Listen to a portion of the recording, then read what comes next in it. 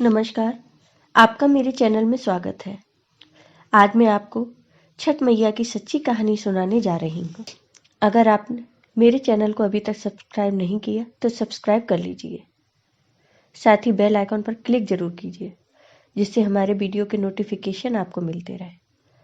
अब मैं अपने वीडियो के विषय पर आती हूँ। किसी गांव में एक बुढ़िया रहती थी। उसके एक बेटा तथा बहू थे। बुढ़िया का बेटा पढ़ा लिखा था और वह नौकरी करता था।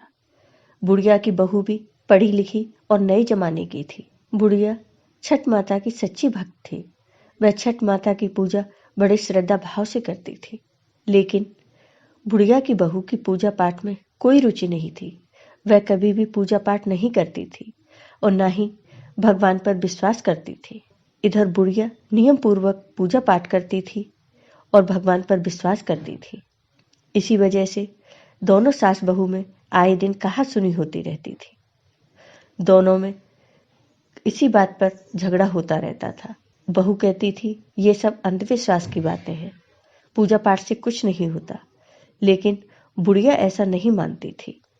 एक बार की बात है, कार्तिक महीने में छठ पूजा का दिन आया तो बुढ़िया छठ मैया के पूजन की तैयारी कर रही थी। उन्होंने सारा सामान लाने के लिए अपने बेटे को बाजार भेजा। बेटा सामान लेने बाजार चला गया। इधर बुढ़िया पूजा की थाली तैयार कर रही थी। तभी बहू वहां आ जाती है और अपनी सास से कहती है कि क्या माँ जी, जमाना कहाँ से कहाँ पहुंच गया और आप अभी भी पुराने जमाने में जी रही हो। पूजा पाठ करने से कुछ नहीं होता, कोई छठ मैया नहीं होती। ये सब बेकार की बातें हैं, यह सब अंधविश्वास है। तब सास अपनी बहू से कहती है कि बहू, इतना घमंड अच्छा नहीं है। माना कि तुम पढ़ी लिखी नए जमाने की हो, लेकिन तुम्हें भी पूजा पाठ पर विश्वास रखना चाहिए और तुम्हें भी छठ मैया की पूजा करनी चाहिए। छठ मैया तुम्हारी सभी मनोकामनाएं पूर्ण करेंगी। छठ मैया की कृपा से ही मुझे बेटा मिला है। अगर तू भी छठ मैया की पूजा करेगी तो तेरी भी गोद जल्दी भर जाएगी। यह सुनकर बहू और गुस्सा हो जाती है और अपनी सास से लड़ने लगती है। दोनों में पूजा को लेकर झगड़ा हो रहा होता है। तभी बुढ़िया का बेटा सामान लेकर वापस आ जाता है। जब बेटा अपनी माँ और पत्नी को झगड़ते देखता है तो अपनी पत्नी से कहता है कि देखो, तुम्हें पूजा पाठ नहीं करनी तो मत करो, तुम्हें भगवान पर विश्वास नहीं है तो नहीं सही, लेकिन मेरी माँ से झगड़ा मत किया करो। अब तुम जाओ और तैयार हो जाओ, हम सब छठ मैया की पूजा करने माँ के साथ घाट पर चलेंगे। बहू ने कहा ठीक है, मैं अभी तैयार होके आती हूँ। फिर बहू बिना मन के तैयार होकर आ जाती है और सब मिलकर छठ मैया की पूजा करने घाट पर चले जाते हैं। घाट पे सब पूजा पाठ शुरू करते हैं, लेकिन बहू का मन पूजा पाठ में नहीं लगता और वो वहां से अकेले ही मेले में चली जाती है। जब लड़का देखता है कि उसकी पत्नी घाट पर नहीं है तो वह उसे देखने के लिए मेले की तरफ जाता है। मेले में जाकर लड़का देखता है कि उसकी पत्नी हलवाई की दुकान पर मिठाइयाँ खा रही थी। लड़का अपनी पत्नी के पास जाता है और उससे कहता है कि तुम पूजा होने तक माँ के पास ही बैठती, पूजा में भाग लेती, तब यहाँ आकर मेला देखती और मिठाइयाँ खाती। चलो अब पूजा में माँ के साथ बैठना। लेकिन उसकी पत्नी ने पूजा में जाने से मना कर दिया और कहा मुझे नहीं करनी पूजा पाठ, तुम ही जाओ अपनी माँ के पास। लड़का उसे वहीं छोड़कर माँ के पास चला आता है। फिर लड़का घाट पर नहाने जाता है। लड़का जैसे ही पानी में जाता है वह डूबने लगता है। लड़का जोर जोर से चिल्लाने लगता है, कोई मुझे बचाओ, कोई मुझे बचाओ। लेकिन कोई उसकी आवाज सुन नहीं पाता और लड़का पानी में डूब जाता है। जब बूढ़ी माँ को पता चलता है कि उसका बेटा पानी में डूब गया तो वह जोर जोर से रोने लगती है और छठ मैया से कहने लगती है कि हे छठ मैया, मैंने हमेशा तुम्हारी पूजा की है, हमेशा तुम्हारा पूजा पाठ बड़ी श्रद्धा पूर्वक करती आई हूँ।